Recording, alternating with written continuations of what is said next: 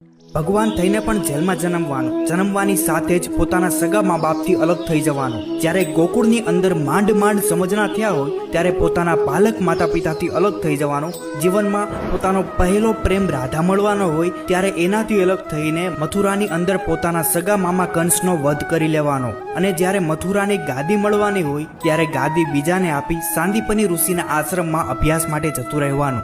એ અભ્યાસ પૂર્ણ કરીને જ્યારે સોનાની નગરી દ્વારકા વસાવી અને શાસન કરવાનો સમય આવે ત્યારે એ જ દ્વારિકા બલરામને આપી હસ્તિનાપુરની અંદર જે મહાભારતની શરૂઆત થઈ રહી છે ત્યારે કુરુક્ષેત્રમાં પહોંચી જવાનું. કુરુક્ષેત્રની અંદર પોતાના જ બનાવેલા માનવીઓને એકબીજાનો સહાર કરતા જોઈને ધર્મની સ્થાપના કરવાની. અને ધર્મની સ્થાપના કર્યા પછી પણ હસતા મોટે ગાંધારીનો શ્રાપ લેવાનો. અને શ્રાપ લીધા પછી પોતાના જ યાદવોનો એકબીજાનો વિનાશ કરતા જોવાનો. અને છેવટે પોતે ભગવાન હોવા છતાં પણ એક પારધીના તીરથી સામાન્ય માણસની જેમ મૃત્યુને પ્રાપ્ત કરવાનું. અને પોતાનું શરીર છોડીને જગતના હૃદયમાં અમર બનીને રહેવાનો.